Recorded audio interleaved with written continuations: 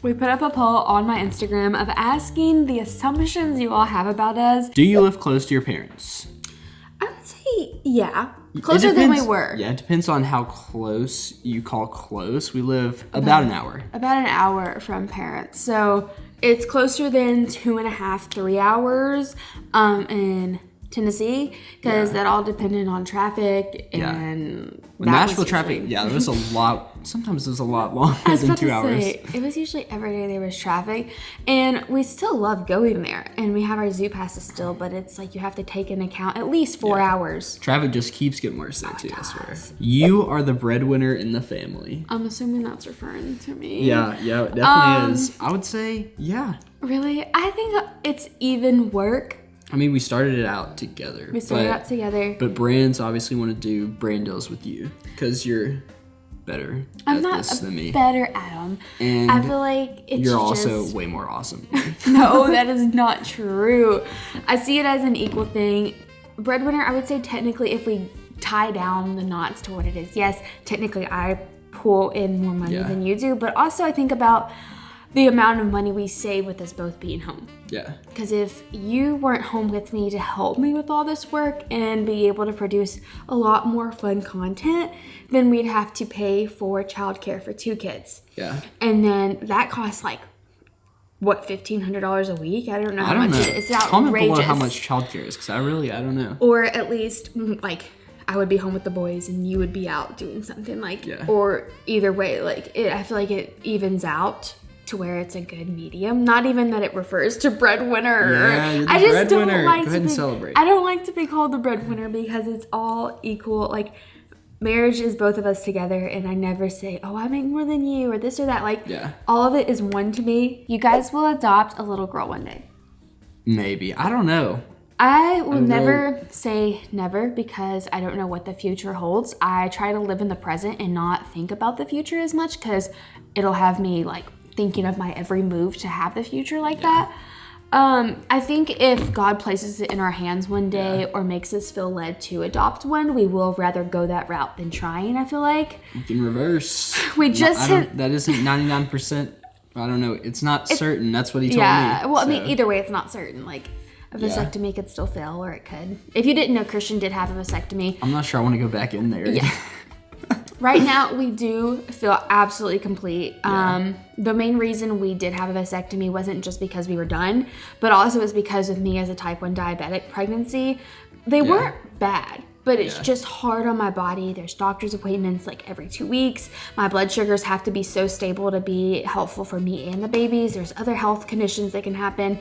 And it's just, pregnancy is not fun to me. Like, as soon as I give birth, I'm so excited. I feel like some women love pregnancy, some women don't.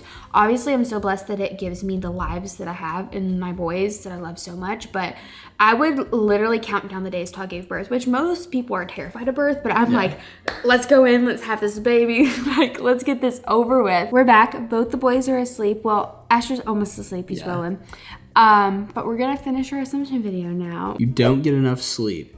We used to not. We're getting better. We get a lot better sleep now that Bentley sleeps through the night, but I think this was like right after this has been a little bit since I posted the assumption video, like question box, but he did go through a sleep regression for like 2 weeks. It wasn't a sleep regression. The man never slept through the night till well, he was like he did for like a week, and then he went through a regression. Like he was getting there, but we've hit a good point where both boys are sleeping good. We're getting in a routine, and we are getting actually pretty good sleep now.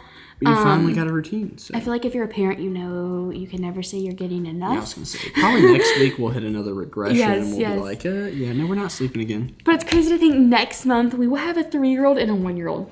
Yeah. That's insane. I just think the best thing about, like, if we don't get sleep, we're always just like, wow, we don't have to wake up at like 5 or 6 a.m. and go to a job. Like, we work from home, so we always just feel so blessed that, like, even if we're up all night with our little one, there's people out there that have to wake up at 5, 6, no 8, matter how 4:30. many times the kid wakes up. Their kid could be up all night and then they get 1 hour sleep, but they have to be somewhere at a certain time. You are a rock star. You guys never fight. I would say for the most part, we really don't. We don't ever fight. We get in like little like bickers. Yeah, I mean, every now and then we'll like fist fight, but other than that, like that's usually just like once or twice a day. So I feel like since we are with each other 24/7, communication is key. So we can read when anything's off, and then we just we let that person speak their emotions, and we just We've never been a fighting couple. No, and we don't raise our voices. We don't really. We're just neither one of us are aggressive naturally. We're both pretty chill. You're both very patient and perfect parents. I mean, for the most part.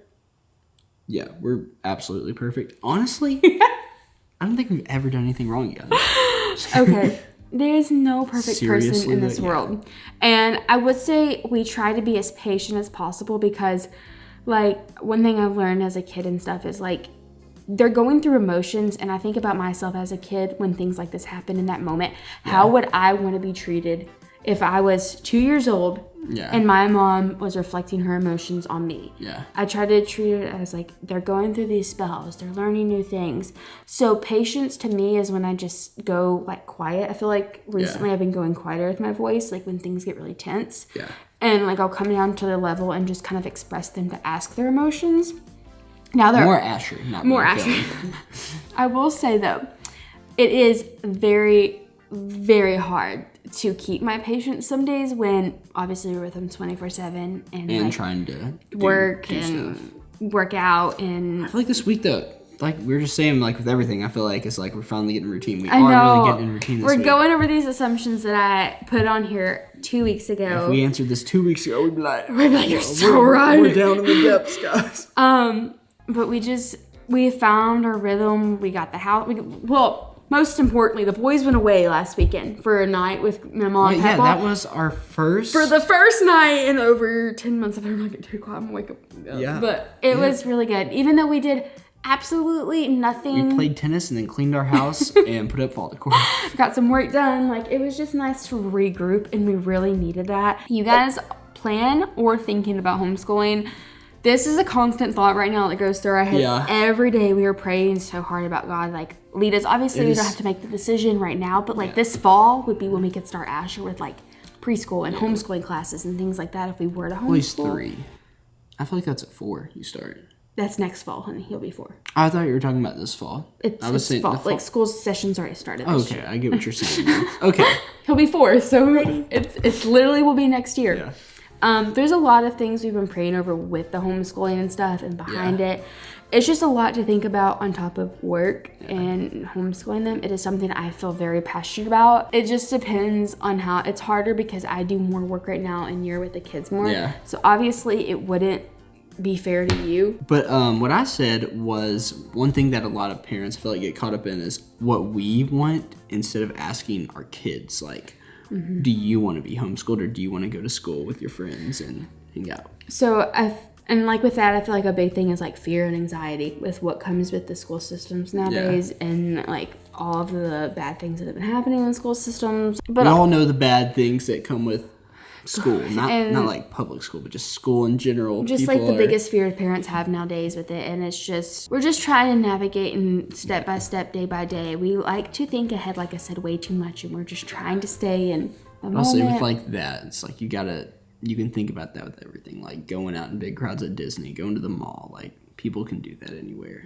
So. And if you worry about it, you're not going to live your life with it. Yeah. So all you have to do is just. I guess it's just because we're not with them. It is more of a fear because we can't feel like we can protect them. Yeah.